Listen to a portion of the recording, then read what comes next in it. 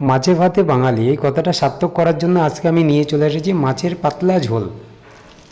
তার জন্য আমি সরষের তেল গরম করে তাতে জিরে ফোড়ন দিয়ে দিলাম কাঁচা লঙ্কা, এবার আদা পেস্ট দিয়ে দিলাম, ভালো করে আদাটা ভুনে নিলাম। এবার দিয়ে দেবো সামান্য টমেটো 4 টুকরো করে ফালি করে ভালো করে ভুনে নিচ্ছি।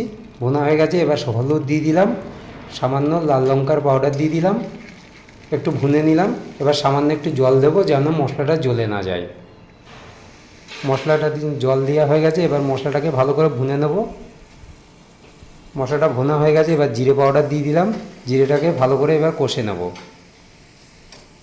কষা হয়ে গেছে, এবার পেঁপে কেটে রেখেছিলাম সেই পেঁপে দিয়ে দিলাম। পেঁপেটাকে একটু ভালো করে ভুনে নেব।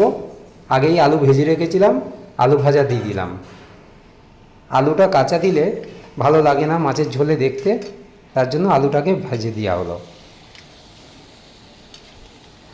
আলু আর পেঁপে দিয়ে ভালো করে ভুনে নিলাম। এবার পরিমাণ মতন জল দিয়ে দেবো। এখানে আমি গরম জল ব্যবহার করেছি, মাছ আগেই ভেজে রেখেছিলাম। এবার মাছ ভাজাটা দিয়ে দিচ্ছি। এবার লবণ দিয়ে দিচ্ছি পরিমাণ মতন, দিয়ে ঢেকে দিচ্ছি। মাছের ঝোল আমার হয়ে গেছে, এবার ধনিয়া পাতা দিয়ে নামিয়ে নেব।